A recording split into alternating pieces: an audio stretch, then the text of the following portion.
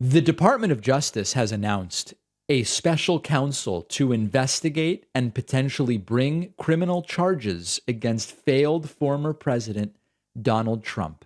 Indictment seems imminent, according even to many right-wing legal scholars. Even Trump's lawyers reportedly are preparing for an indictment. Trump is losing his mind over this, and we'll get to that in a moment. What is it that is going to take place here? Well, CNN reporting DOJ announces special counsel for Trump-related Mar-a-Lago and January 6 criminal investigations, multiple criminal investigations at this time.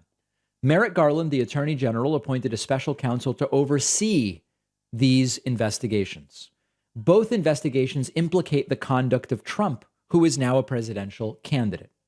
Garland said, based on recent developments, including Trump's announcement that he's a candidate for president and the sitting president's stated intention to be a candidate as well, I have concluded it is in the public interest to appoint a special counsel. That special counsel is going to be a guy named Jack Smith. Jack Smith is the former chief prosecutor for the special court in The Hague, where he investigated war crimes in Kosovo.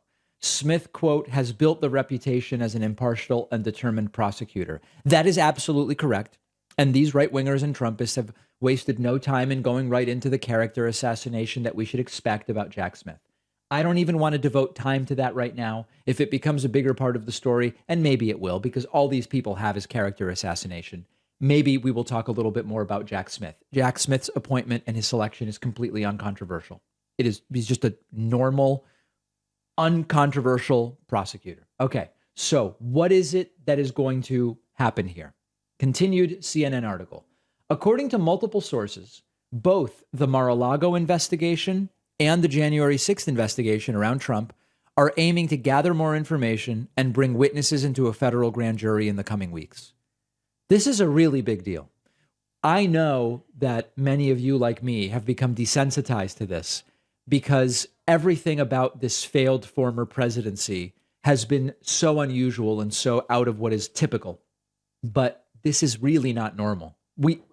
Grand juries for multiple potential crimes committed by a former president who lost after one term, tried to stay in office despite losing, and is now running again, potentially because he thinks it will help him avoid these investigations, which Merrick Garland says it will not.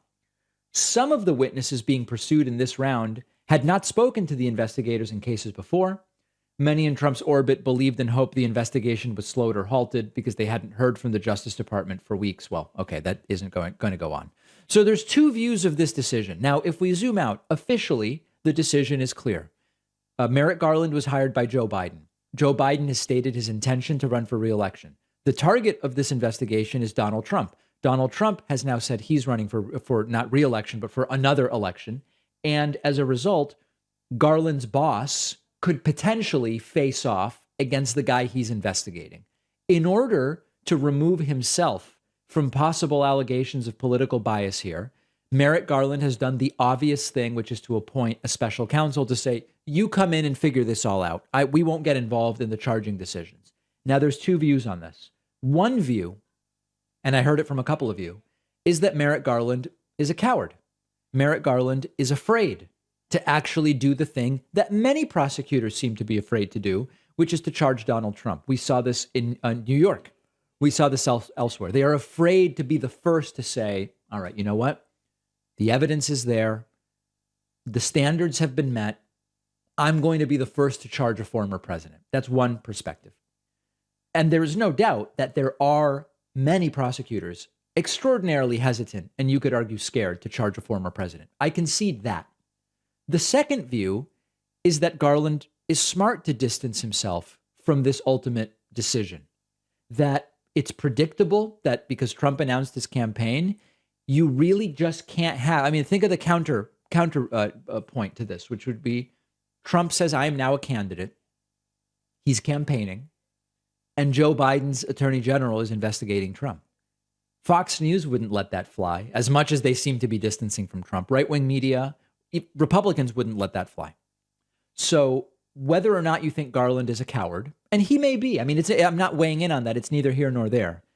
I don't think Garland had any choice. He can't actively be in an administration that could be running against Trump and investigating Trump. It just doesn't look good. Now, when you zoom out a little further, There are a number of legal experts who have looked at this and said, this is what's going on here. This is speculation, but there's a lot of consensus behind it.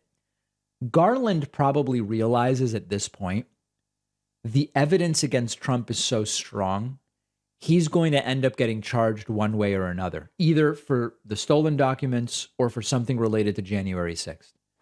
And Garland needs to be able to, as quickly as possible, separate himself from the line prosecutors and the final steps of that investigation. And I believe that it is accurate that he should be doing that.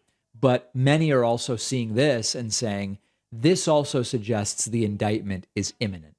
Obviously, if that indictment comes, we will have it for you. Let's now look at Donald Trump's reaction to this. I love cooking at home. I cook all the time. Having a good set of knives that you actually like to use is really important. For years, I have been a fan of the advantages that Japanese knives offer. And our sponsor, Kamikoto, makes amazing Japanese steel kitchen knives using the traditional techniques that date back to the Edo period of Japan. Kamikoto only uses steel from Japan. Each blade takes years to craft and goes through a rigorous 19-step inspection process with a lifetime guarantee. The knives come in a beautiful heavy-duty ash wood box, makes it a really great gift, easy to store as well. On the Kamikoto website, you can see a map of the Michelin star chefs all over the world using Kamikoto knives. My Kamikoto knives at home have been performing great for years. You really just can't beat the feel of a nice Japanese knife, perfectly balanced in your hand. And Kamikoto is now running a big Black Friday sale. My audience gets an extra $50 off. Go to kamikoto.com/Pacman and use the code Pacman. The link is down below.